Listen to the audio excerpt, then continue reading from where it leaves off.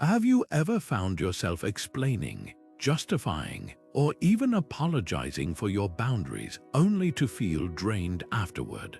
Why do we so often feel the need to over-explain our limits, as if they require permission to exist? The ancient Stoics faced similar struggles, but their solution was radical in its simplicity: clarity without clutter, firmness without fear. Epictetus once said, "If you wish to improve, be content to appear clueless or foolish in extraneous matters." In other words, the power of your boundaries doesn't come from how well you argue for them. It comes from how unshakably you believe in them. Think about the last time someone crossed a line with you. Did you hesitate before speaking up? Did you wrap your no in layers of excuses, hoping to soften the blow? Stoicism teaches us that this habit isn't just exhausting, it undermines the very respect we're trying to protect. When we over-explain, we send a silent message that our boundaries are negotiable, that our comfort is secondary to someone else's convenience. But what if you could communicate with the quiet confidence of a Stoic? Not rudely, not aggressively, but with the kind of calm certainty that makes explanations unnecessary. This video is about reclaiming that innate authority. We'll explore how Stoic philosophy reframes boundaries as acts of self-respect, not selfishness. You'll learn why no can be a complete sentence, how to detach from the need for others' approval, and the surprising freedom that comes when you stop justifying your limits. Imagine a life where your boundaries are met not with resistance, but with quiet recognition, because you present them as non-negotiable truths, not open-ended requests. By the end, you'll have the tools to communicate like a Stoic, clearly, compassionately, and without apology. Let's begin. Stoicism doesn't see boundaries as walls to keep others out. They're the inner fences that protect your peace. Marcus Aurelius wrote in his private journal, "You have power over your mind, not outside events. Realize this, and you will find strength." That's the heart of it. Boundaries aren't about controlling how others behave. They're about governing how you respond. The modern urge to over-explain comes from a misplaced fear that if we don't justify ourselves perfectly, we'll be misunderstood or disliked. But the Stoics recognized a liberating truth: you don't owe anyone a dissertation on your limits. Picture two ways of setting the same boundary. First, the modern approach.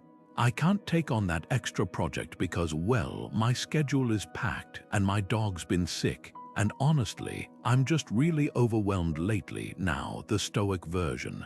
I won't be able to help with that. Notice the difference. One pleads for understanding, the other simply states a fact.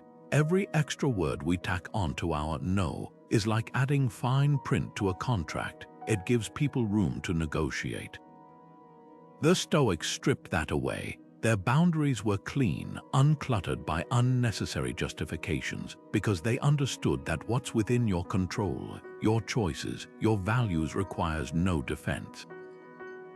Think back to a time you diluted your own boundary by over-explaining.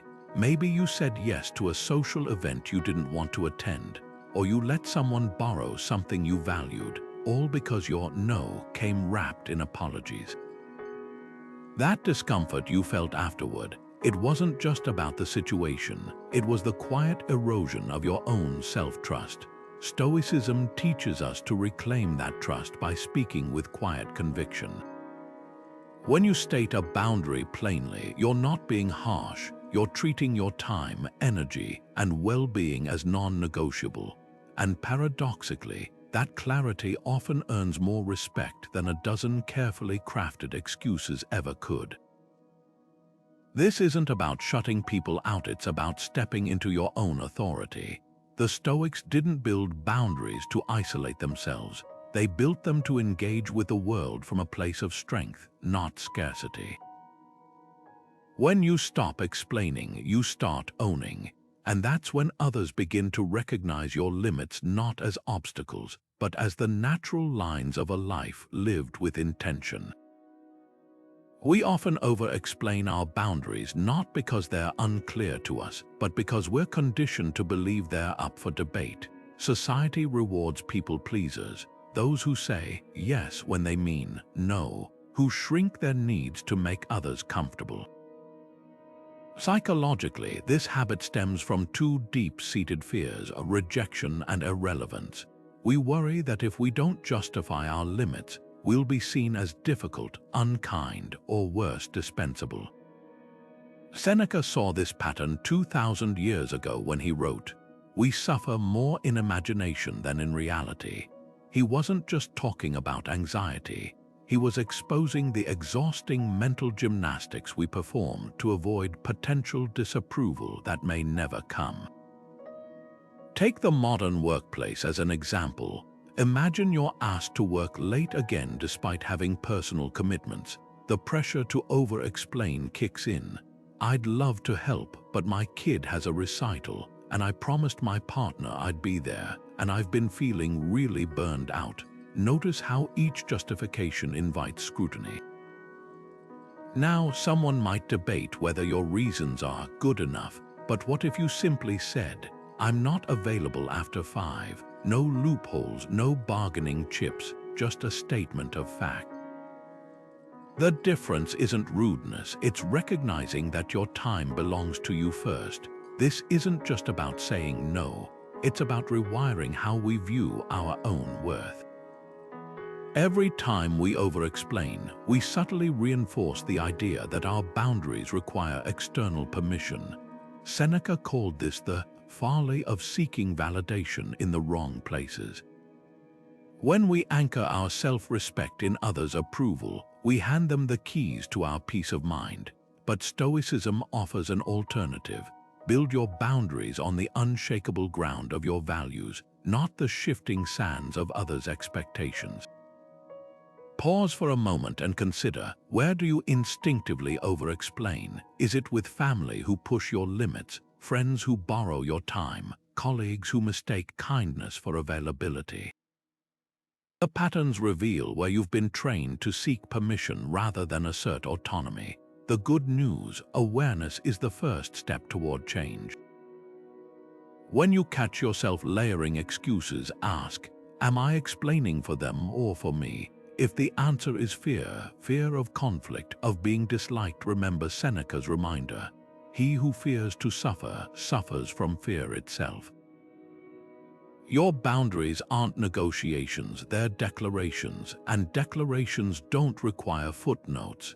There's an underestimated strength in saying nothing at all. The Stoics revered silence not as a gap in conversation, but as a deliberate act of mastery, a way to reclaim power when words would only dilute it. Epictetus put it bluntly, "We have 2 ears and 1 mouth so that we can listen twice as much as we speak." For him, speech wasn't a reflex, it was a choice reserved for moments when it served purpose rather than pressure. Modern culture often misinterprets silence as passive or weak, a lack of something to say. But in Stoicism, silence is the ultimate assertion of control. It's the pause that says, "I don't need to justify, argue, or defend." Consider a scenario where someone repeatedly pushes you to change your mind, say, a coworker who won't accept your refusal to take on their task. You've stated your boundary clearly, "I can't help with this," yet they persist, peppering you with reasons why you should. Most of us would instinctively respond defending, explaining, or worse, backtracking. But imagine instead meeting their insistence with silence, not awkward or angry, but calm, steady. That silence does something words rarely can. It shifts the burden back to them. Suddenly, their arguments hang in the air, unanswered, exposing the pressure for what it is, a demand for compliance, not a real conversation. This is where Stoic silence becomes a boundary in itself. Words invite debate, silence draws a line. Think of it like a door. Explaining is like standing in the doorway, negotiating how far someone can cross the threshold. Silence, it's closing the door gently but firmly. No hinges creaking, no drama, just the quiet click of a limit respected. Marcus Aurelius modeled this in his leadership. He wrote of resisting the urge to react like a puppet pulled by strings. Whether flattery or provocation tugged at him, his restraint wasn't indifference. It was the quiet confidence of a man who knew his limits didn't require external validation. We've all experienced moments where speaking only made things messier. Maybe you tried to soften a no with excuses, only to find yourself cornered into a yes. Or you engaged in a circular argument that left you drained, your boundary trampled underfoot. Stoicism offers an alternative. Let silence do the heavy lifting. When you refuse to fill the space with justifications, you force the other person to sit with the discomfort of your boundary, not your words about it. That discomfort isn't yours to manage. The next time you feel compelled to over-explain, pause. Ask yourself, is this speech serving my peace or someone else's pressure? If it's the latter, remember Epictetus's wisdom. Any person capable of angering you becomes your master. Silence isn't surrender. It's the ultimate act of ownership, proof that your boundaries don't need a microphone to be heard. Marcus Aurelius wrote, "It never ceases to amaze me. We care more about what others think of us than what we think of ourselves." That single line cuts to the core of why boundary setting feels so fraught for so many of us. We treat others' opinions like weather vanes, twisting ourselves to align with their shifting winds, afraid that a firm no will summon disapproval. But Stoicism flips this script entirely. It doesn't just suggest we tolerate indifference to others' judgment, it demands we cultivate it as a form of self-preservation. Think of it like this: when you lace your boundaries with apologies, you're not softening the message for them, you're weakening the resolve for you. Take something as simple as declining an invitation. Most of us default to, "I wish I could," but as if our time requires an alibi. Now contrast that with the Stoic approach, "I won't be attending." No flinching, no fluff. The difference isn't rudeness, it's recognizing that your choices aren't community property. Marcus Aurelius reminded himself daily that external noise was like barking dogs, present but irrelevant to his inner compass. That's the key. When you stop treating others' opinions as verdicts on your worth, their judgments lose the power to derail your peace. Consider the last time you said yes when you meant no. Was it to avoid seeming lazy, selfish, unlikable? Beneath those fears lies a silent bargain. If I make myself small enough, palatable enough, maybe they'll keep liking me. But here's the paradox Stoicism exposes. The more you shrink to fit others' expectations, the less of you there is to respect. Like a tree bending so far it snaps, people-pleasing doesn't preserve relationships, it drains them of authenticity. This isn't about dismissing others' feelings outright. Stoicism teaches discernment, not detachment for its own sake. The goal isn't to become cold or unfeeling, but to stop letting strangers or even loved ones hold veto power over your boundaries. Picture a gardener who plants a fence not to spite the wind, but to protect the seedlings. Your limits work the same way. They're not rejections of others, they're protections of what you're growing within. So the next time you feel that familiar urge to over-explain, pause. Ask yourself, whose comfort am I really serving? If the answer isn't your own, remember Marcus's warning. You could leave life right now. Let that determine what you do and say. Time is too precious to spend it justifying the space you take up in the world. Assertiveness is often mistaken for aggression, but Stoicism draws a clear line between the two. One tears down, the other builds up. Seneca, the great Stoic teacher, called assertiveness the middle path between flattery and fury. He didn't see it as a weapon but as a tool, a way to honor both others and yourself by refusing to let resentment fester in silence. Think of it like a bridge. Aggression burns it down, passivity lets it crumble, but assertiveness keeps it strong enough to bear the weight of honest connection. History offers a striking example in Cato the Younger, a Stoic who embodied this balance. When a political rival publicly insulted him, Cato didn't lash out or shrink away. He simply stood, looked the man in the eye, and said, "I do not consider your opinion of me to be my business."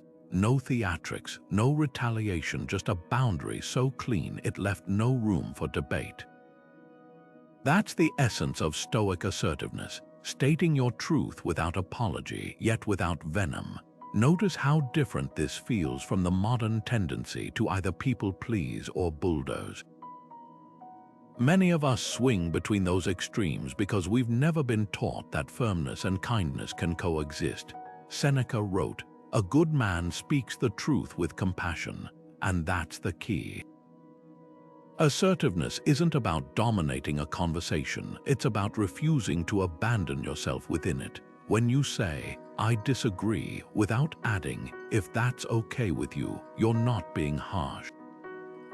You're treating your perspective as worthy of space. Consider how this plays out in everyday life. A coworker interrupts you repeatedly in meetings. The aggressive response might be, "Do you ever let anyone else speak?" The passive one, smiling while your ideas go unheard, but the Stoic approach, waiting for a pause and saying, "I'd like to finish my thought." No blame, no drama, just a clear reclaiming of your right to contribute. That slight shift changes everything. It's not what you say but how you say it, with the quiet certainty of someone who knows their voice matters.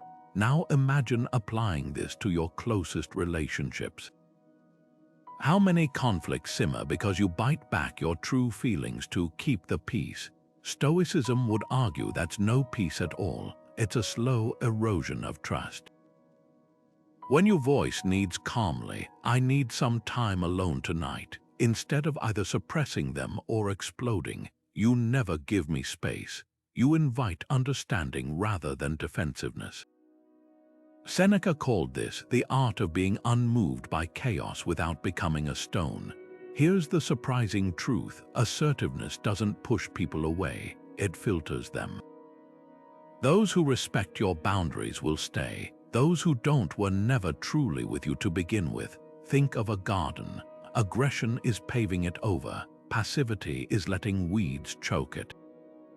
But assertiveness, that's tending the soil so what's meant to grow can thrive. Your relationships are that garden. The question isn't whether you deserve to set limits. It's whether you'll finally trust yourself to hold them. Boundaries aren't just lines we draw with others, they're the foundation of self-respect, a sacred pact with our own worth. The Stoics called this honoring your rational nature, the idea that your mind isn't just a tool for logic, but a sanctuary deserving protection. Epictetus described it as the inner citadel, an unassailable fortress where your values and peace reside. Every time you say yes when you mean no, you're not just bending to someone else's will, you're handing them the keys to that citadel, brick by brick. Think of a simple request. A friend asks you to help them move on your only day off. You're exhausted, but you hear yourself saying, "Sure, no problem." Even as your energy screams otherwise, that moment isn't just about a favor, it's about self-betrayal. Stoicism teaches that compromising your boundaries isn't kindness. It's a slow erosion of the respect you owe yourself. As Epictetus warned, no man is free who is not master of himself. Every unspoken no becomes a whisper that your needs are negotiable. Contrast this with someone who declines gracefully. "I won't be able to help this time." No drama, no guilt, just a quiet commitment to their own limits. That's the Stoic ideal in action. It's not selfishness, it's stewardship. imagine two gardeners, one who fences their plot to nurture tender shoots, another who lets anyone trample through. Which garden thrives? Boundaries work the same way. They're not barriers to keep people out. They're the conditions that let what matters most grow strong. Now ask yourself, where are you still compromising? Is it the family member who drains you with constant complaints? The co-worker who treats your time as infinite? These aren't just inconveniences, they're tests of your commitment to your own rational nature. The Stoics believed self-respect wasn't earned through grand gestures, but through daily acts of integrity. Every time you honor your limits, you reinforce that inner citadel. Every time you silence your needs to avoid discomfort, you weaken its walls. Here's the paradox: the more you respect your own boundaries, the more others learn to respect them too. Like a well-tended garden, your clarity becomes a signal, not a deterrent. People begin to recognize your no not as rejection, but as the mark of someone who values their word and theirs. That's the Stoic secret. Boundaries aren't about controlling others. They're about governing yourself with the same dignity you'd extend to a cherished friend. And that's a form of self-respect no one can debate. There's a pervasive myth in modern life that our boundaries come with fine print, that every no must be accompanied by a footnote justifying its existence. Seneca dismantled this illusion centuries ago when he wrote, "Must I explain my every step to those who wouldn't understand my path?" His letters overflow with this theme, the freedom of owning your choices without turning them into public referendums. Imagine Seneca alive today, watching us tack apologies onto our limits like permission slips. "I can't make the party because I need to leave early," cinced, as if our time were a shared asset rather than a sovereign territory. Consider how this plays out in our digital lives. You leave a message unread for hours, and the urge to explain claws at you. "Sorry for the delay, my inbox was swamped." But who decided immediacy was the default? The Stoics would call this what it is, an invented obligation. Your attention isn't community property. When you reflexively justify delayed replies, you reinforce the idea that access to you is a given, not a privilege. Seneca warned of this trap. We forfeit our peace when we treat preferences as debts. Every unnecessary explanation is a small surrender of autonomy. The irony: most people don't demand these justifications, we impose them on ourselves. A colleague asks if you're free for lunch. Instead of "not today," you launch into a soliloquy about errands, laundry, and an imaginary headache. Why? Because we've conflated clarity with coldness, mistaking brevity for rudeness. But here's what Seneca knew: explanations are like currency. The more you circulate them, the less they're worth. Reserve them for when they truly serve you, not when they're expected as tribute. Think of 3 areas where you habitually over-explain. Is it with family who equate boundaries with rejection? Friends who mistake your flexibility for infinite availability? The inbox that treats your silence as a problem to fix? Write them down, then ask, what would happen if I offered no explanation at all? Often, the fear of fallout is worse than the reality. As Seneca observed, we're chained more by our assumptions than by others' demands. This isn't about becoming abrupt or indifferent.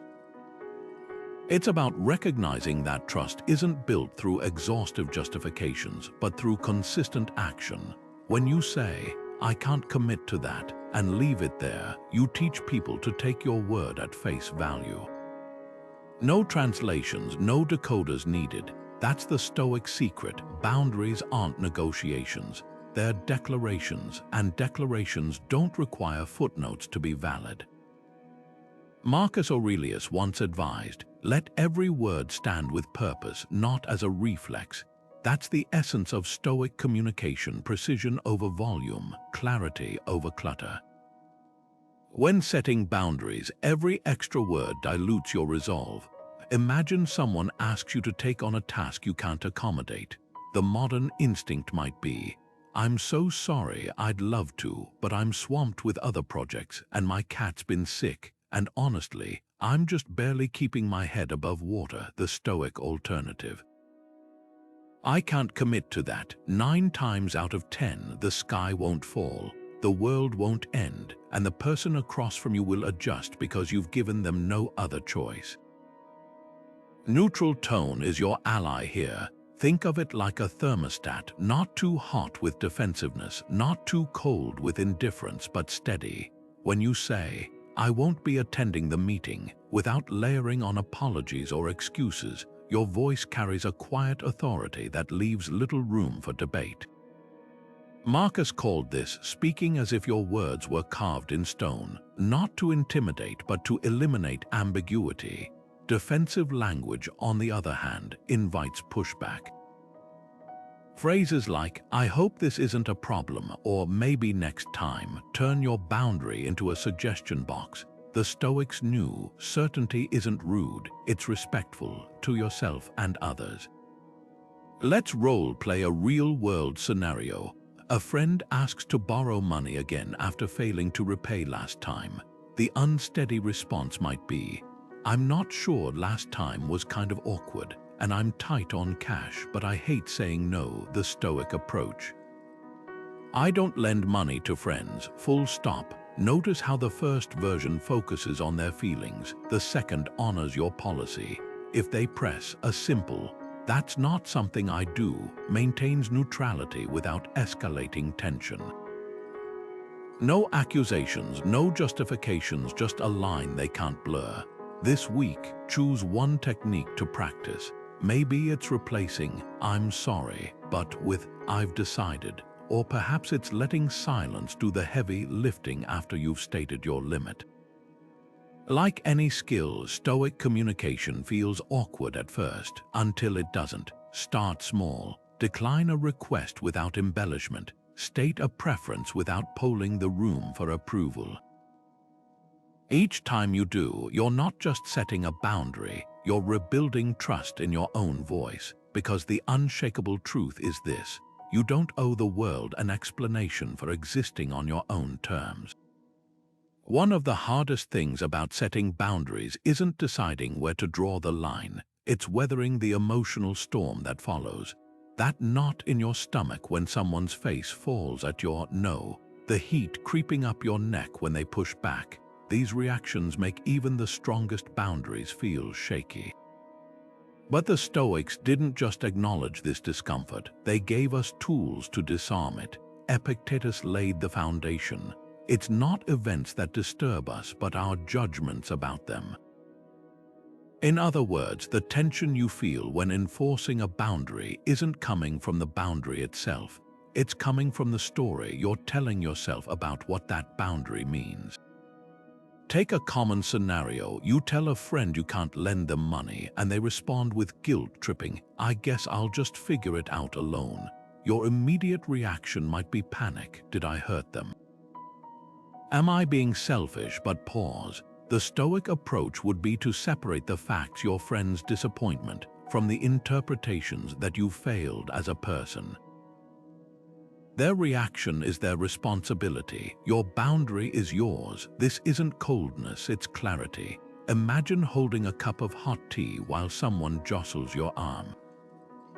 The spill isn't your fault, but you can choose not to scald yourself by loosening your grip on the cup. Emotional regulation works the same way. Notice what happens in your body when you set a limit. Do your shoulders tense? Does your voice get higher, faster? Those physical cues are signals not to retreat, but to anchor. The Stoics practiced what modern psychology calls the pause, creating space between stimulus and response. When faced with pushback, they'd ask, "Is this within my control?" If not, they'd return to their center like a tree bending in wind but keeping its roots firm. Try it next time someone challenges your boundary. Instead of reflexively backtracking, "Well, maybe I could," take one deliberate breath. That tiny gap is where your power lies. What makes this so difficult is that we've been conditioned to conflate boundaries with conflict. We brace for explosions that rarely come. Marcus Aurelius wrote, "The obstacle becomes the way," and this applies perfectly here. The discomfort of holding a line isn't a sign you're doing it wrong, it's proof you're doing it right. Think of a time you regretted giving in, that sinking feeling afterward. It wasn't just about the situation, it was the erosion of your own trust in yourself. Now contrast that with a time you held firm despite pressure. However uneasy it felt in the moment, recall how your self-respect solidified afterward. That's the Stoic payoff. Stoicism doesn't ask you to eliminate emotions, it teaches you to navigate them like a sailor reading the wind. Anger, guilt, or anxiety might arise when you set boundaries, but they don't have to steer the ship. Epictetus offered a simple question to regain perspective. Is this mine to carry? If the answer is no, let the weight drop. Your boundaries aren't punishments, they're protections. And protecting your peace isn't something to apologize for, it's something to practice, one steady breath at a time.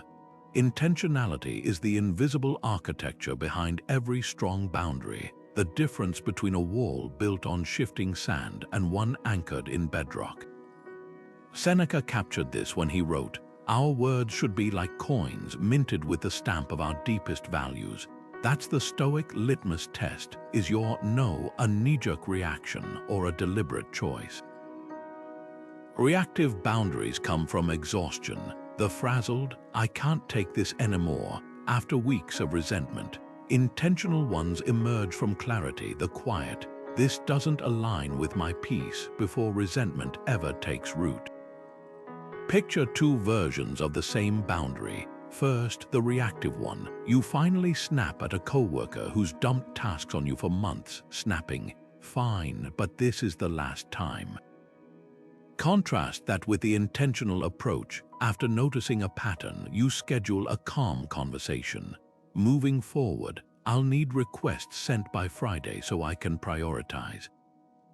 One stems from desperation, the other from design. The Stoics weren't against emotion. They were against letting emotion hijack your choices. As Seneca warned, "He who acts without intention becomes the plaything of circumstance."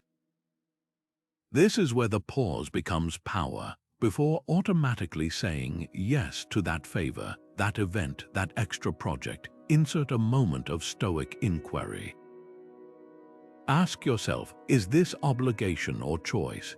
Does this serve my values or someone else's convenience? That tiny gap between request and response is where your autonomy lies. Marcus Aurelius journaled about this daily, reminding himself, "You don't have to turn every invitation into a command performance. Every time you pause, you reclaim the right to decide rather than default."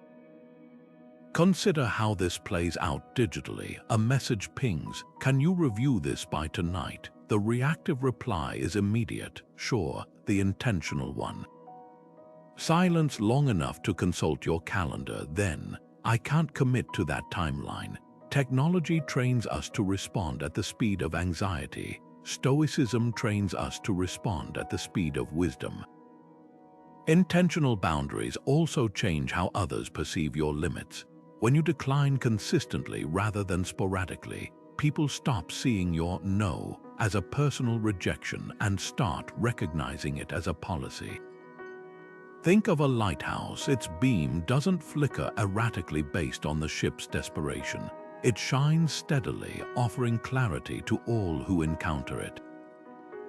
That's the gift of intentionality. It removes the guesswork from your relationships, so the next time you feel pressured to answer instantly, remember Seneca's coin metaphor. Ask, "Is this word being minted from my values or hammered out by panic?" Your boundaries deserve the weight of your consideration, not the haste of your reflexes. Because in the end, it's not just about what you're saying no to, it's about what you're saying yes to. A life where your time, energy, and presence are gifts you choose to give, not taxes you're forced to pay. Cultural norms often whisper or shout that setting boundaries is rude, selfish, or even disloyal. This is where Stoicism collides with centuries of conditioning. Musonius Rufus, the least famous but perhaps most practical Stoic teacher, made a crucial distinction. Some customs are universal, rooted in reason. Others are local, shaped by accident. Your right to self-preservation, universal. The expectation that you'll sacrifice sleep, sanity, or Sundays because that's what our family does, that's local and negotiable. Consider how this plays out in collectivist cultures where the group's needs traditionally outweigh the individual's. A parent might say, "Why won't you come home every weekend? Don't you love us?" The guilt is visceral, but Stoicism reframes this. Love isn't measured in compliance. In fact, Musonius argued that true care sometimes requires disappointing others. He taught his students to ask, does this custom serve human flourishing or just inertia? A tradition that demands you abandon your career, health, or peace isn't sacred, it's stagnation in disguise. Work cultures steeped in hustle mentality present another barrier. Staying late becomes proof of dedication. Boundaries signal laziness, but the Stoics would call this false virtue. Marcus Aurelius, the emperor who ruled Rome at its peak, wrote, "It's possible to be a good man without anyone realizing it." Productivity theater, performing busyness for approval would have baffled him. When your boss implies that leaving at 5 means you're not a team player, remember, no philosophy that equates self-neglect with excellence has ever produced lasting greatness. Then there's gender. Women face particular backlash for boundary setting, labeled cold or difficult, where men are called assertive. Ancient Stoicism was surprisingly progressive here. Musonius taught that virtue had no gender. Self-respect wasn't masculine or feminine, it was human. When your aunt tuts that you're too independent or a colleague mistakes your clarity for aggression, that's not a flaw in your boundary. It's a flaw in their script. The hardest part, cultural norms often masquerade as moral laws. But we've always done it this way, feels like gravity. That's why Musonius urged examining customs like a scientist, test their weight against reason. Does this tradition honor mutual respect or just hierarchy? Does it nurture growth or just comfort those afraid of change? So ask yourself, what cultural tapes play in your head when you hesitate to set a limit? Is it "don't make waves, family comes first no matter what"? Or "good people never say no, identify them, then apply the Stoic audit"? Is this norm universal wisdom or local habit? The answer will show you where your boundaries are waiting to be drawn, not in rebellion, but in quiet reclaiming of what reason says is yours. Relationships test our boundaries like nothing else because where love lives, expectations grow thick as vines. Romantic partners assume access to your time. Family treats your independence as betrayal. Friends mistake your patience for bottomless tolerance. Marcus Aurelius saw this tension clearly. What injures the hive injures the bee. His insight, true connection requires mutual respect, not merged identities. Stoicism doesn't teach detachment from loved ones. It teaches loving them without losing yourself in the process.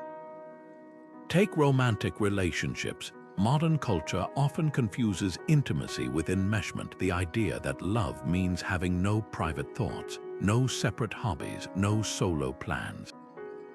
But consider how a Stoic might frame it. Healthy love is like two trees growing side by side. Their roots may intertwine, but their trunks stand distinct. When one says, "I need a weekend alone to recharge," it's not rejection, it's stewardship of the very energy that fuels the relationship. Contrast this with toxic entanglement, where "we" suffocates me, and boundaries are seen as threats rather than acts of care. Families present another challenge. How many of us have heard, "But we're family, you owe us," as if shared DNA negates personal limits? Stoicism flips this script with a radical question. Does unconditional love mean unconditional access? Marcus Aurelius wrote, "Just as you separate the wheat from the chaff, so too must you learn to separate what's yours to carry from what isn't." A parent demanding daily check-ins isn't love, it's control disguised as concern. A sibling who guilt trips you for setting financial limits isn't upholding family values, they're exploiting them. The Stoic response, compassion without capitulation. "I love you and my answer is no," is a complete sentence. Friendships often slip under the radar until they don't. That friend who treats your couch like a crash pad, the one who vents for hours but never asks how you're doing, these are slow leaks in your emotional reserves. Stoicism would call this what it is, a failure of reciprocity. Epictetus taught, friendship is equality in action. When one person's needs consistently eclipse the other's, it's not friendship, it's extraction. The moment you say, "I can't be your only sounding board anymore," you're not abandoning them, you're honoring the relationship enough to keep it from collapsing under imbalance. Now pause. Which relationship in your life feels like walking on a tightrope where you're constantly adjusting your balance to avoid someone else's displeasure? Is it the partner who gets quiet when you make plans without them? The parent who weaponizes tradition to demand compliance? The friend who frames your boundaries as betrayal? Name it, then ask the Stoic question, does this dynamic nurture mutual growth, or does it require my shrinking? Boundaries in relationships aren't walls, they're the spaces where respect breathes. And no one who truly loves you would ask you to suffocate. Workplaces often blur the line between professional commitment and personal sacrifice, where dedication slowly morphs into self-erasure. Seneca saw this centuries ago when he wrote to his friend Lucilius about the dangers of conflating duty with self-abandonment. No one can serve two masters, not even your employer and your soul. His letters reveal a startlingly modern truth. Resilience isn't about enduring endless demands. It's about discerning which demands align with your humanity. Picture a colleague who proudly boasts about pulling all-nighters, wearing exhaustion like a badge of honor. Stoicism would call this what it is, not dedication, but a failure to distinguish between what's worth sacrificing for and what's merely exploiting your goodwill. Consider the subtle ways work encroaches on peace today. The after-hours email labeled urgent, the meeting scheduled over lunch, the unspoken expectation that weekends are just weekdays in disguise. Seneca warned of this creep. We're not poor because we have little, but because we crave more, including more approval. When we say yes to unreasonable requests, we're not just giving time, we're trading self-respect for fleeting validation. A Stoic approach flips this script. Declining overtime isn't laziness. It's declaring that your off hours belong to you as surely as your work hours belong to your role. Imagine responding to a last-minute request with, "That falls outside my availability." No apologies, no justifications. The sky won't collapse. In fact, something remarkable happens. People adjust. The deeper challenge lies in workplace cultures that equate boundaries with disloyalty. A manager sighs, "I guess we'll just have to manage without you," when you decline working late. The guilt is visceral, but here's the Stoic reframe. True professionalism isn't measured in burned-out hours, but in the quality of what you bring when you're present. Marcus Aurelius, the emperor who governed an empire, still carved out time for philosophy and family. He wrote, "The value of an action lies not in what others think of it, but in its alignment with reason." If your workplace interprets reasonable hours as rebellion, that's not a flaw in your boundary, it's a flaw in their system. Now ask yourself, where has work quietly colonized your peace? Is it the inbox checked compulsively at dinner, the vacation days left unused because no one else takes them? The meetings you attend out of obligation rather than purpose? These aren't just habits, they're silent treaties with a culture that treats humans like machines. Stoicism offers an antidote: deliberate detachment, not from your responsibilities, but from the irrational belief that your worth is tied to your output. Next time you feel pressured to overcommit, channel Seneca's clarity. What need is there to weep over parts of life? The whole of it calls for tears. His point wasn't pessimism, it was perspective. If life is fleeting, why surrender your moments to tasks that drain rather than dignify? The most radical act of Stoic resilience might be this: treating your humanity as non-negotiable. When you clock out on time, when you silence notifications after hours, when you take lunch breaks without guilt, you're not neglecting duty, you're honoring the person who fulfills it. Because no organization, no title, no paycheck owns the right to your peace. That sovereignty belongs to you alone, and defending it isn't just self-care, it's the highest form of professional integrity. Our devices were meant to be tools, yet somewhere along the way, they became taskmasters, constantly pinging, buzzing, nudging us toward endless distraction. The Stoics anticipated this struggle 2,000 years before smartphones existed. Epictetus warned, "We must not let the force of an impression when it first hits us knock us off our feet." Replace impression with notification, and his wisdom becomes startlingly modern. Digital boundaries aren't about rejecting technology, they're about reclaiming the clarity the Stoics called euthymia, a mind undisturbed by trivialities. Think about your last scroll through social media. How many posts drained your energy without offering value, liked out of obligation, followed out of politeness? Stoic minimalism asks, does this serve your growth or merely clutter your attention? Consider unfollowing accounts that leave you restless, not with fanfare, but with the quiet finality Epictetus advised when discarding distractions. No announcement, no guilt, just a tap, a breath, and suddenly your mental space feels lighter.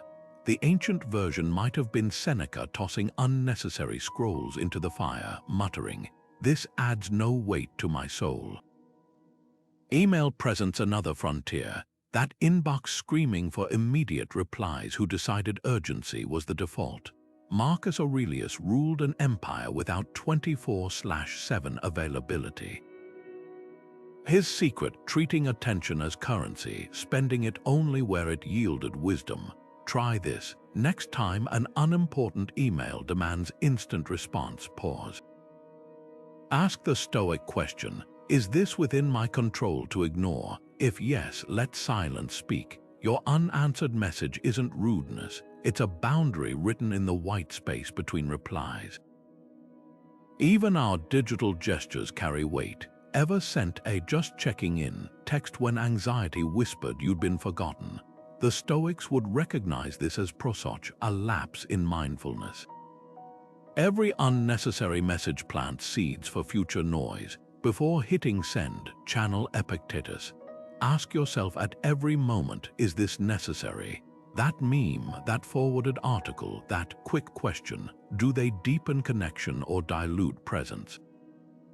Here's the paradox: digital minimalism often feels countercultural because it is. In a world that equates busyness with importance, choosing quiet makes you an outlier.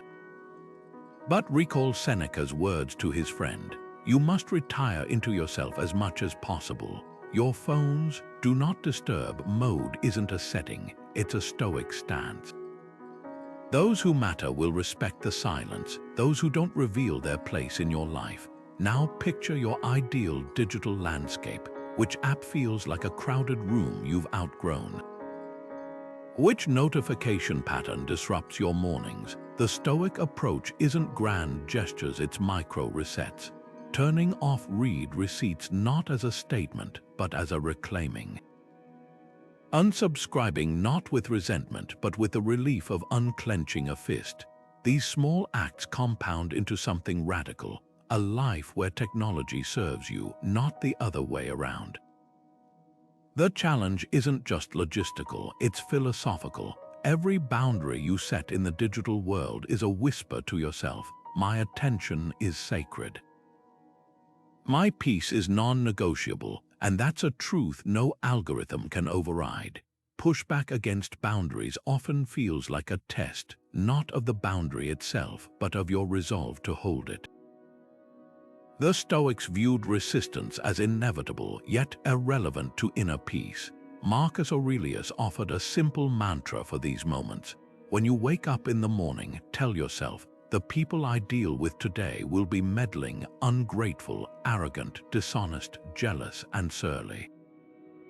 His point wasn't pessimism, but preparation. Expecting pushback isn't cynicism. It's recognizing human nature without being derailed by it. Picture this. You tell a coworker you can't cover their shift, and they counter with, but you don't even have kids. What's your excuse? The modern instinct might be to justify detailing your chronic fatigue, your side hustle, your right to simply exist. But the Stoic response follows 3 steps: acknowledge, hold firm, disengage. First, acknowledge their concern without adopting it. I hear you're in a tough spot. Next, restate your boundary like a weather report, neutral and unshakable. My answer hasn't changed. Finally, disengage from the debate. I'll let you plan accordingly. No hostility, no negotiation, just a door gently closed. Role play a more persistent scenario. A family member insists you host Thanksgiving despite your stated limits. You're so selfish, Grandma won't travel this year. Watch how the Stoic tools apply. Acknowledge the emotion. I see this matters deeply to you. Hold firm with empathy. And my home isn't available for hosting. Disengage from the guilt trip. Let's brainstorm alternatives. Notice what's missing: self-defense. The moment you say, I'm not selfish because, you've handed them the reins. Marcus Aurelius wrote, the best revenge is to be unlike your provocateur. In boundary setting, the best rebuttal is refusing to debate. Now reflect, what's your habitual reaction to pushback? Do you escalate, yielding to the urge to win the argument? Or crumble, backtracking with a weak, well, maybe just this once?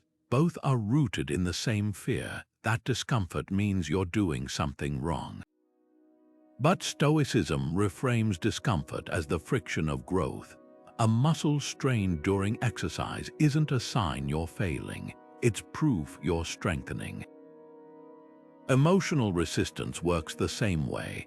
That knot in your stomach when you hold a line isn't a signal to retreat. It's the sensation of your self-respect expanding to new territory. The ancient Stoics trained for these moments like athletes. They'd rehearse responses to insults, interruptions, and unreasonable demands, not to control others, but to master their own reactions. You can do the same. Between now and your next tough conversation, practice the 3-step rhythm. Acknowledge the other person's perspective without endorsing it. Restate your boundary without embellishment, and step away from the tug of war. At first, it might feel unnatural, like speaking a new language, but fluency comes with repetition.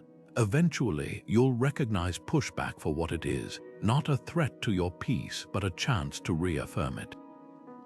Here's the Stoic secret. People rarely push boundaries because yours are unreasonable. They push because they've been conditioned to expect flexibility, to assume no is just yes in disguise. Every time you hold firm without apology, you're not just protecting your peace, you're reteaching the world how to treat you. And that lesson, once learned, saves everyone time and energy. As Marcus Aurelius noted, the obstacle becomes the way. Resistance isn't a barrier to your boundaries, it's the forge where their strength is proven. Saying no isn't rejection, it's redirection. Seneca likened time to a jar of precious stones. Once poured out, you can never gather it back. every yes is a handful of those stones given away. The Stoics didn't see refusal as rudeness, but as reverence for your limited days, your finite energy, the irreplaceable hours that make up a life.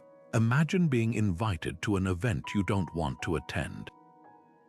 The modern reflex is to fabricate excuses. I'd love to, but my cat has a vet appointment. The Stoic alternative: thank you for thinking of me, I won't be joining. No drama, no deception, just a gentle return of the invitation, like handing back a gift you can't use. Consider what happens when you default to yes. That dinner you attend out of obligation becomes 2 hours you'll never reclaim. The committee you join to avoid awkwardness becomes 6 months of muted resentment. Seneca warned, "We are tight-fisted with property and money, yet think too little of wasting time, the one thing about which we should all be the toughest misers." Every unnecessary yes isn't just a commitment, it's a withdrawal from your inner reserve, one that compounds over time. Now flip the script. What could you gain by saying no more? An evening with a book that stirs your soul instead of small talk that drains it. A Saturday morning hike that clears your mind rather than a chore you resentfully accepted. The Stoics called this eudaimonia, the flourishing that comes when your actions align with your deepest values. Declining isn't deprivation, it's making space for what truly nourishes you. Think of a recent yes you wish had been a no, not with guilt but curiosity. What slipped through your fingers in that exchange? Time with your children. A creative project, silence you craved. Seneca's jar of stones isn't just a metaphor, it's a mirror. Peer into it honestly, and you'll see the cost of conflating politeness with self-abandonment. Here's the paradox: those who struggle to say no often believe they're being kind, but true kindness to yourself and others requires honesty. When you attend an event resentfully, you're not giving your best. When you help grudgingly, you're not truly present. Stoic refusal is a gift. It frees others from the burden of your half-hearted presence and clears your path for wholehearted engagement. Try this reframe. Next time you decline, don't say, "I can't." Say, "I'm choosing not to." Feel the difference. One language is passive, the other owns your agency. That shift alone can transform refusal from something that feels like lack into something that honors your abundance, the abundance of a life lived by design, not default. Because every no isn't just turning something down. It's turning towards something else, the unshakable truth that your time, your energy, your very life is yours to spend. And no one gets to dictate the currency. Boundaries aren't just lines in the sand. They're the keys to a hidden kind of freedom most people never taste. Epictetus, the Stoic philosopher who was literally born into slavery, understood this better than anyone. He wrote, "No man is free who is not master of himself." Think about that for a second. A man who spent his youth in chains insisted true imprisonment happens in the mind. His words reveal a startling truth. Every time we abandon our boundaries to please others, we're not being generous, we're volunteering for shackles. Consider the modern version of these chains. That coworker who always borrows your lunch break to vent.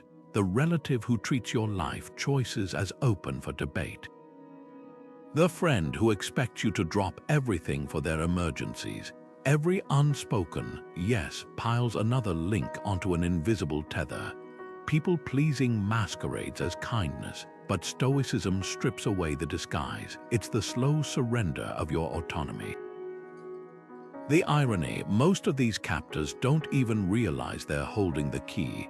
You handed it to them yourself, one compromised boundary at a time. Now contrast this with true Stoic freedom, the kind Epictetus called proherses, the unshakable inner will. Picture two versions of yourself. One nods along to requests while silently screaming inside, leaving interactions drained and resentful. The other declines with calm clarity, walking away lighter, owning their time like a sovereign. Both said no in their way, but only one was truly free. The difference isn't in the act, but in the alignment. When your outer choices mirror your inner truth, that's where liberty lies.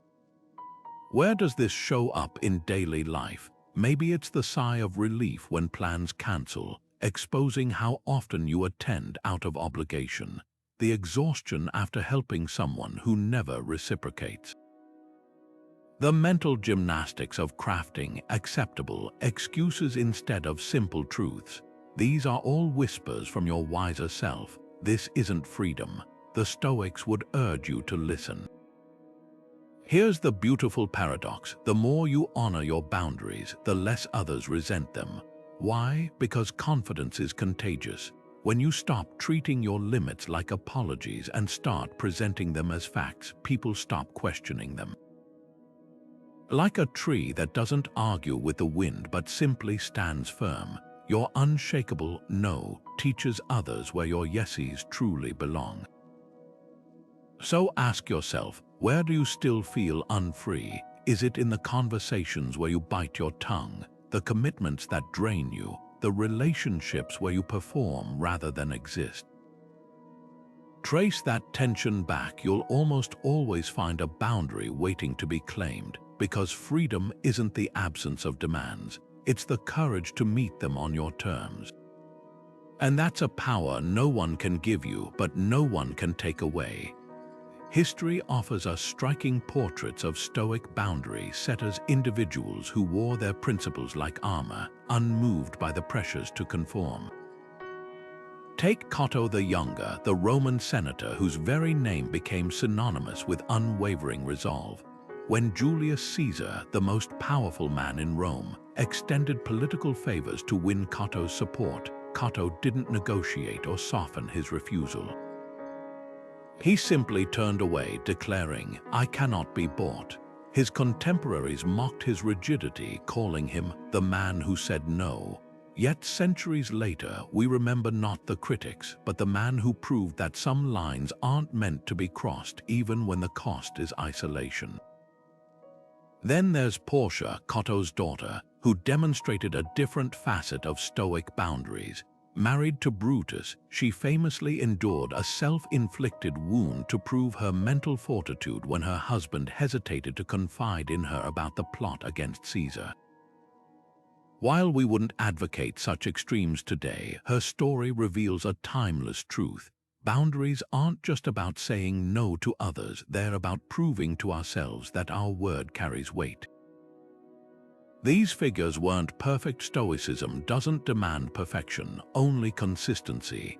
What made them remarkable wasn't their inflexibility, but their clarity. They understood that compromise has its place, but never at the expense of core values.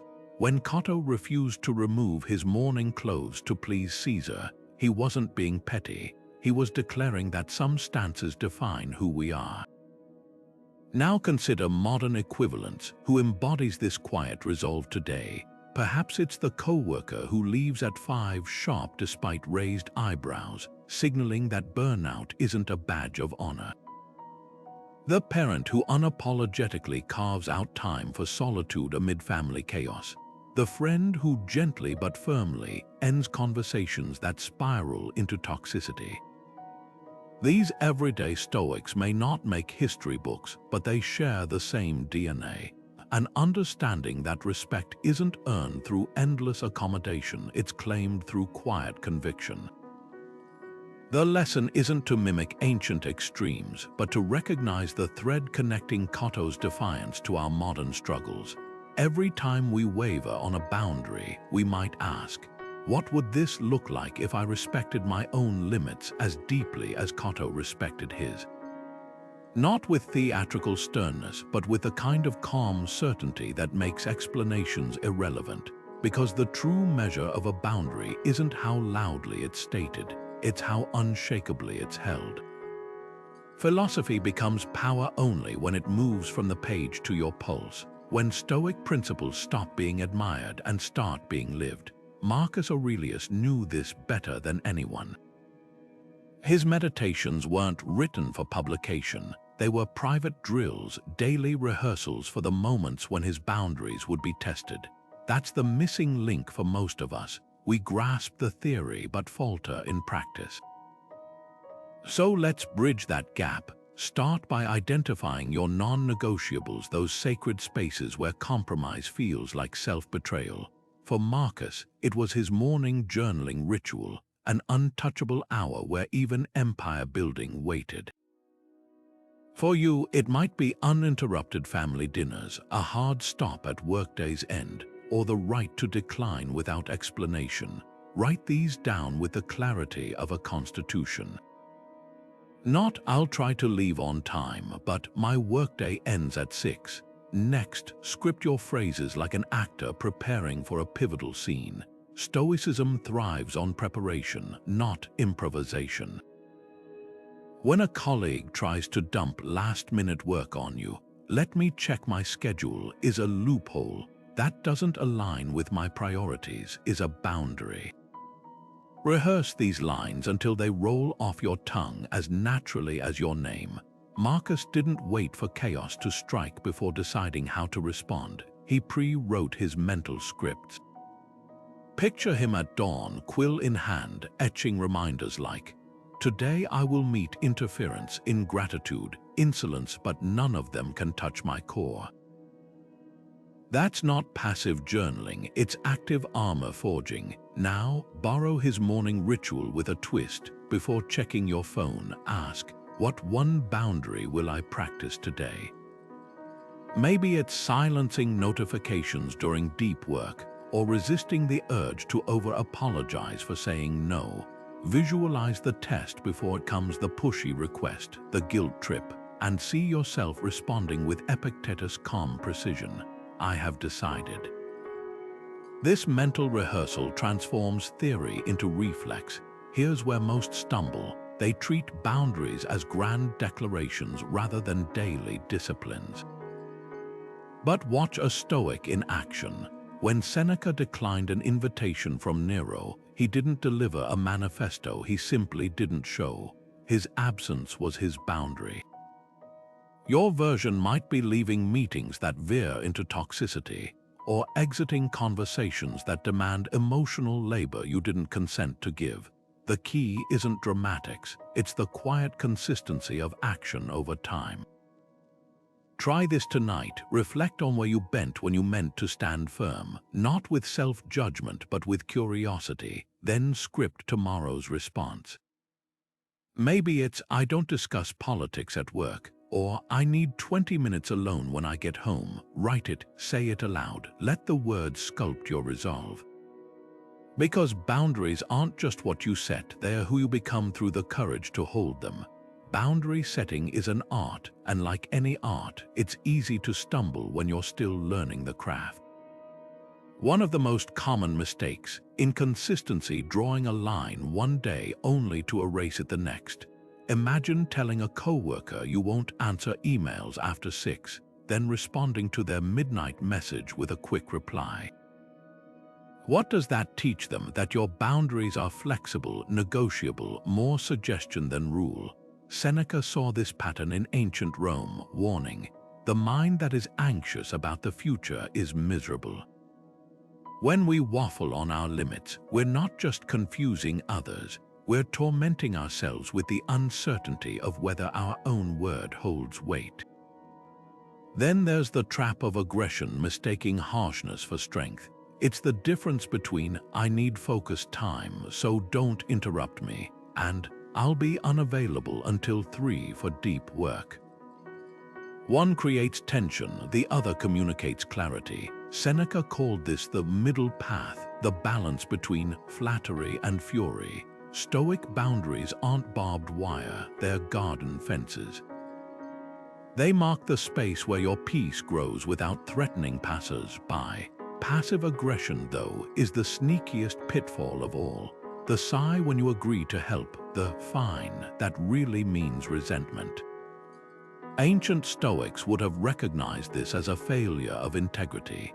If clarity is the hallmark of Stoic communication, passive aggression is its shadow. a refusal to own your needs directly.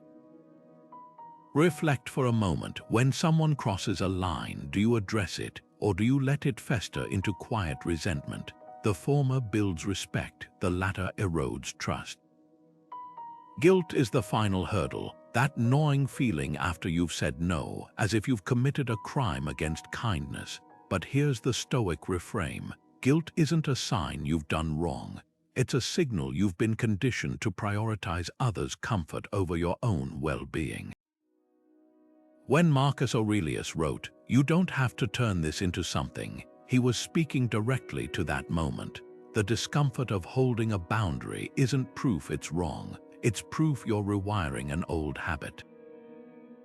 So ask yourself, which of these mistakes feels most familiar? Is it the inconsistency that leaves others confused? The sharpness that pushes people away? The passive aggression that avoids confrontation at the cost of authenticity? Or the guilt that makes every no feel like a betrayal? Recognition is the first step. The second is remembering what Seneca knew. Boundaries aren't about controlling others, they're about governing yourself with the kind of steady compassion that makes explanations unnecessary. Boundaries aren't just defensive tools, they're the fertile soil where long-term peace takes root. Epictetus, the Stoic teacher who turned hardship into wisdom, described discipline as the bridge between goals and accomplishment. But he wasn't talking about rigid self-denial.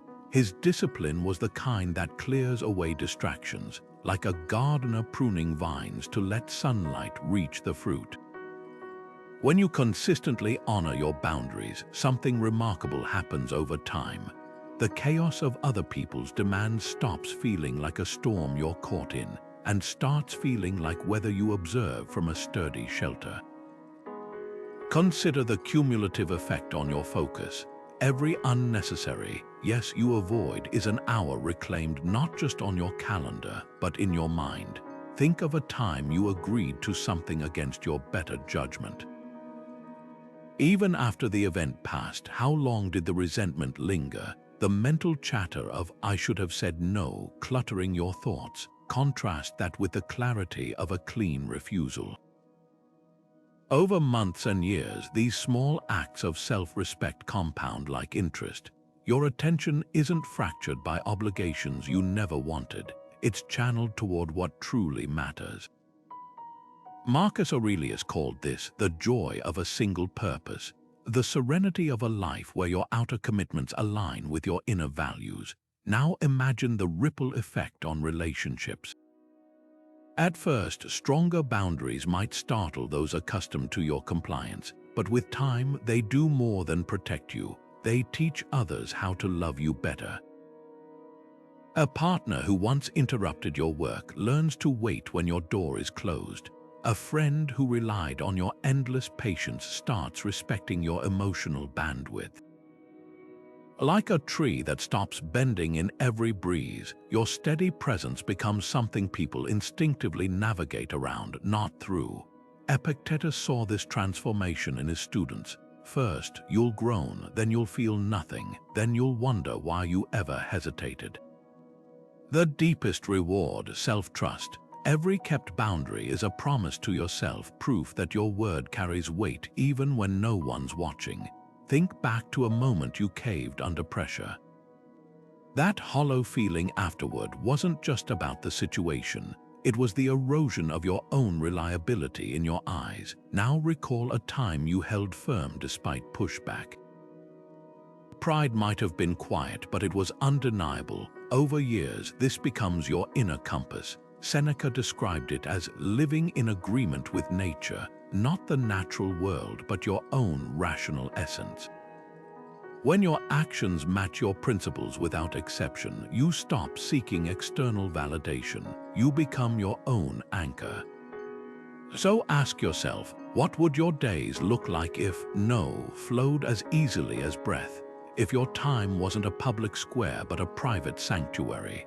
Picture mornings without the dread of overcommitment, conversations without the undertow of resentment, evenings where fatigue comes from meaningful work, not people-pleasing. That's the Stoic promise, not just fewer conflicts, but a life where your energy isn't siphoned by invisible drains. As Epictetus put it, freedom isn't secured by filling your purse, but by emptying your wants. The ultimate liberation isn't getting others to respect your limits, it's no longer needing their permission to have them. Marcus Aurelius didn't just set boundaries, he wrote them into existence night after night in the private pages of his journal. His meditations weren't meant for the world, they were conversations with his highest self, a practice Stoics call prosoch, mindful attention. This is where boundaries transform from vague frustrations into unshakable convictions. Imagine ending your day not with scrolling but with a simple question. Where did I honor my limits today, not as criticism but as quiet celebration? Maybe you silenced notifications during dinner or declined a request without embellishing. These small wins aren't just entries, they're rehearsals for the next challenge. Try this tonight. Take a page from Marcus's style. Instead of generic reflections, craft direct dialogues. Write the pushback you feared. They'll think I'm selfish.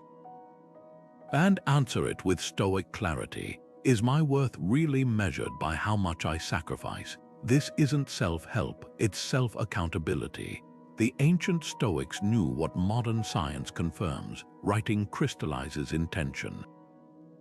When you articulate a boundary on paper first, it's easier to voice it in life. Now, the pivotal prompt. Write your ideal boundary statement. Not a wish list, but a declaration.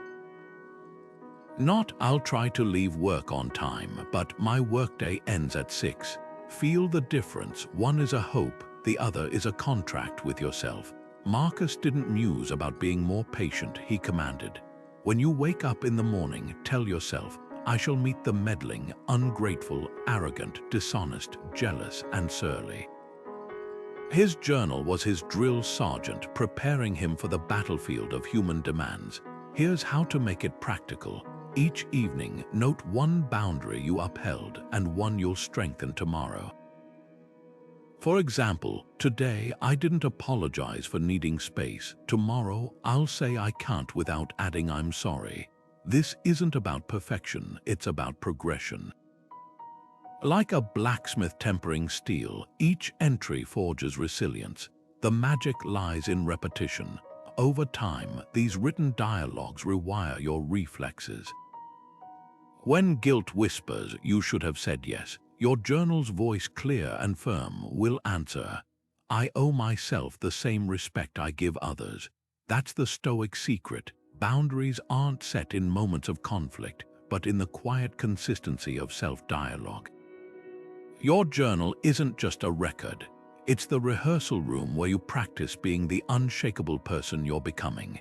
Epictetus drew a line in the sand 2,000 years ago that still holds radical power today. Some things are within our control, while others are not. This simple dichotomy cuts through the noise of modern boundary struggles like a blade. Most frustrations come from blurring that line, wasting energy trying to manage others' reactions while neglecting the one thing we truly command, our own choices. Picture this: you set a boundary with a friend who always cancels plans last minute.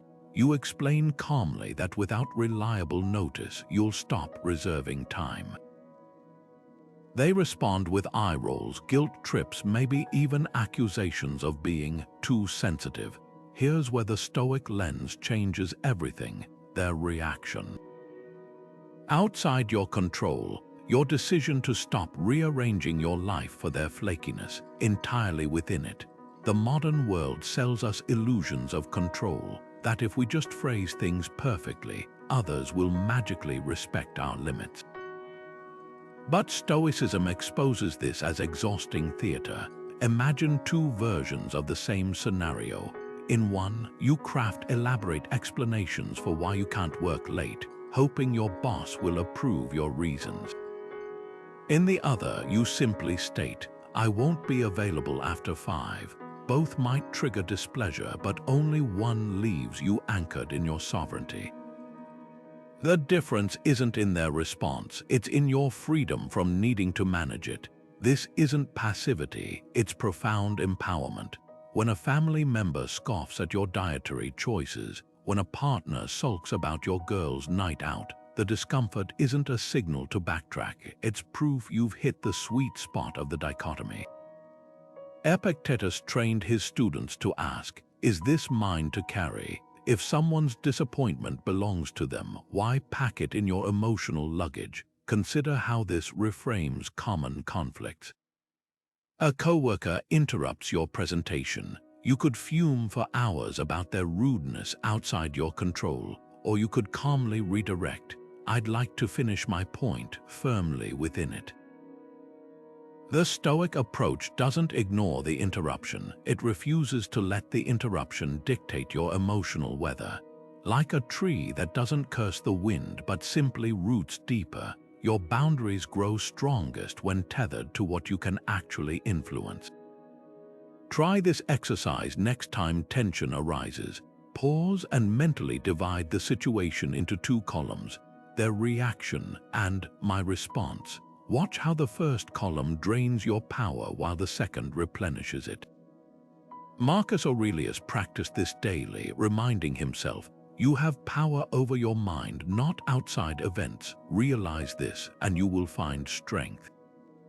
That strength isn't found in controlling life's currents, but in adjusting your sails. Here's the paradox: the less you try to control others' acceptance of your boundaries, the more authority those boundaries carry. Like gravity, they simply exist not as requests awaiting approval, but as laws of your personal universe. And that's a shift no eye roll can undo. Stoic compassion wears steel beneath its velvet glove, a paradox that Seneca captured perfectly when he wrote, "We should toughen ourselves without losing our humanity." Most assume boundaries erect walls between hearts, but the Stoics saw them as the framework for healthier connections.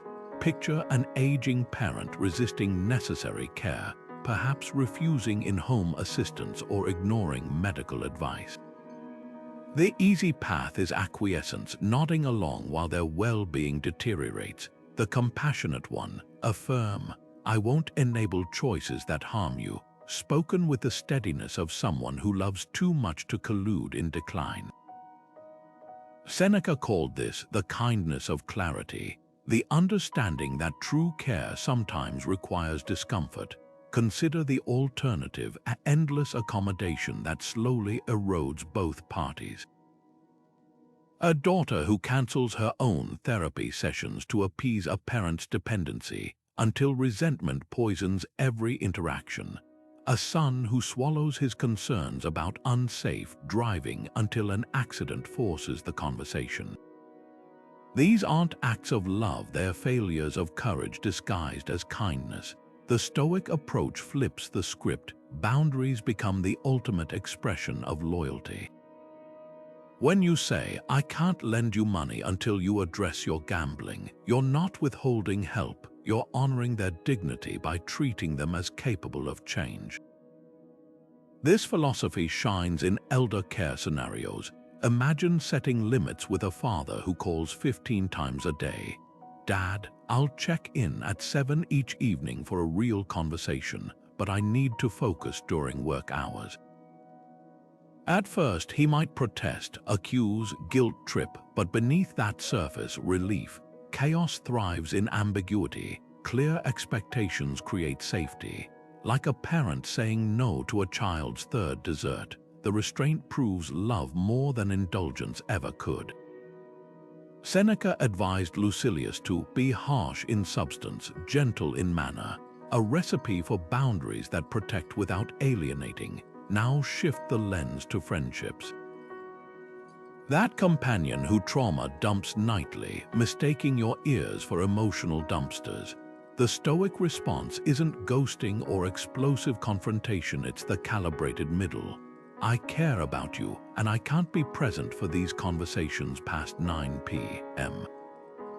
Notice the anatomy of this boundary. It names care first, making the limit an extension of investment rather than rejection.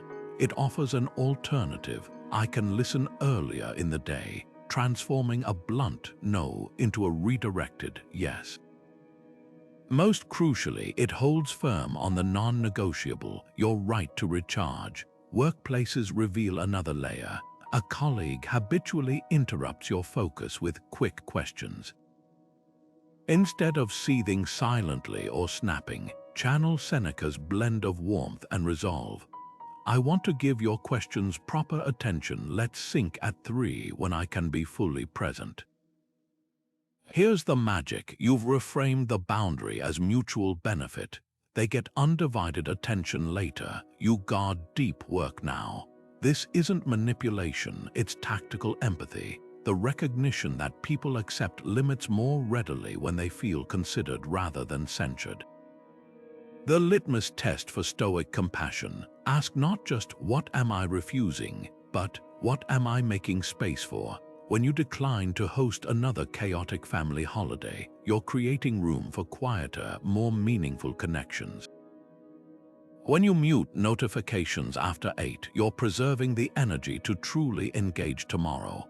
Even the word boundary can be reframed. Try thinking of them as guardrails for goodwill, structures that prevent relationships from careening into ditches of resentment.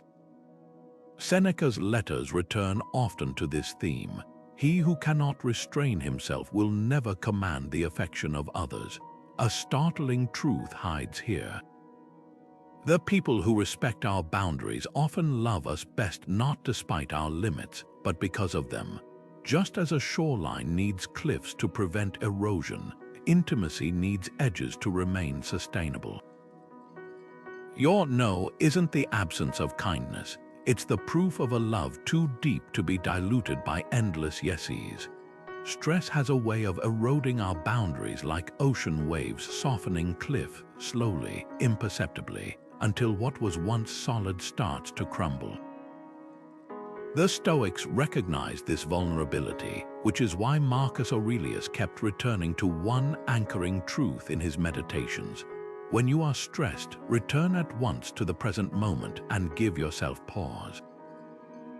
Notice he didn't say retreat or surrender, he said return, because boundaries under pressure aren't about building new defenses, they're about remembering the ones you've already set. Picture this, your boss corners you an hour before a deadline, demanding you take on another urgent task. Your pulse quickens, your throat tightens, the primal urge to people please kicks in. This is where Stoic strategy shines. First, create space between the ask and your answer.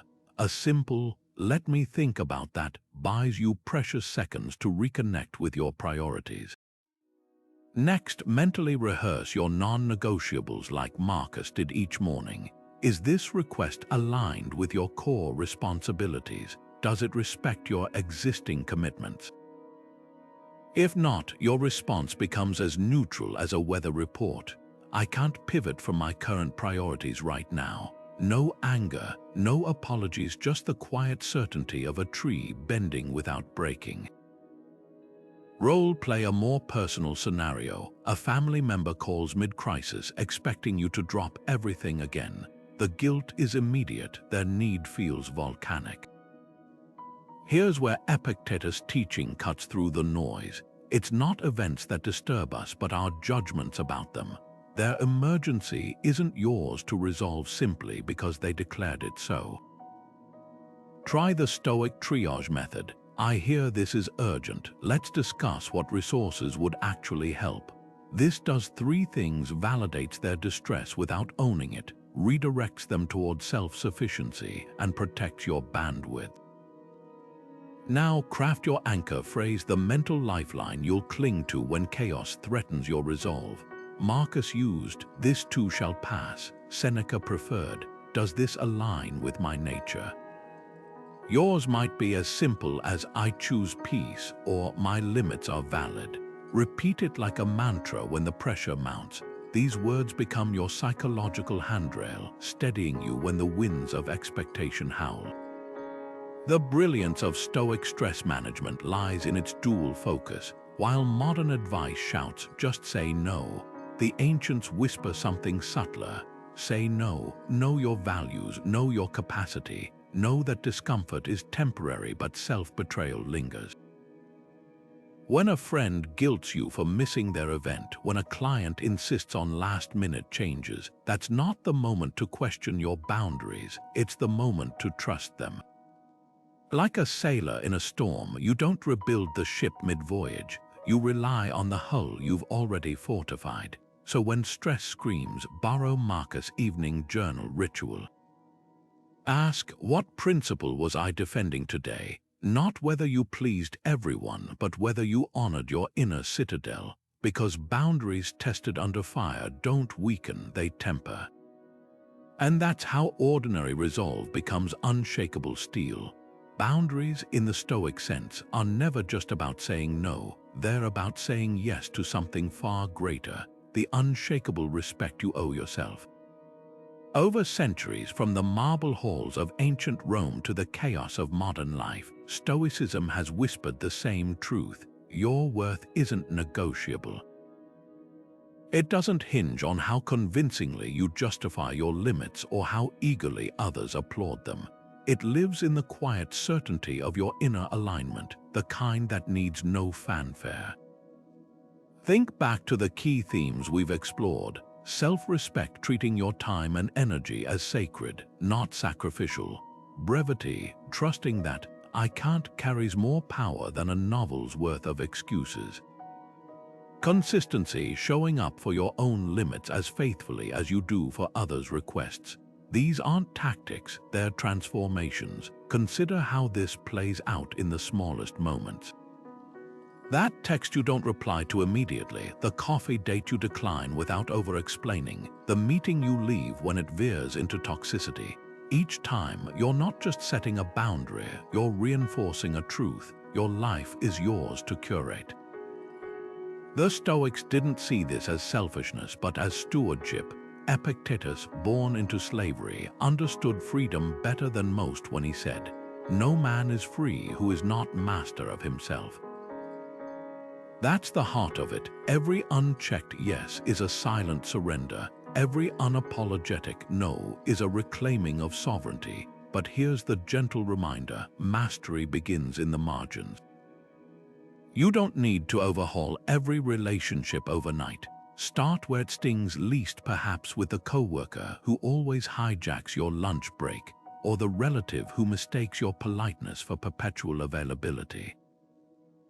Use the Stoic pause when requests come. Breathe before answering. That tiny gap is where your power lives, and when you stumble, because you will, remember Marcus Aurelius' journal entries. He wasn't sculpted from marble, he was a man who rehearsed his resolve daily. Progress, not perfection, is the Stoic standard. If this resonated, let's keep the conversation going. Subscribe for more Stoic wisdom, because boundaries aren't a one-time lesson, but a lifelong practice. Revisit this video when the guilt creeps in, or when the old habits of people-pleasing start to whisper. And the next time you feel the urge to over-explain, hear Epictetus' voice across the centuries. Freedom is the only worthy goal in life. It's won by disregarding things that lie beyond our control. Your boundaries are that freedom in action, not walls to keep others out, but the foundation of a life lived on your terms. Now go forth and own your unshakable no. It might just be the kindest yes you ever give.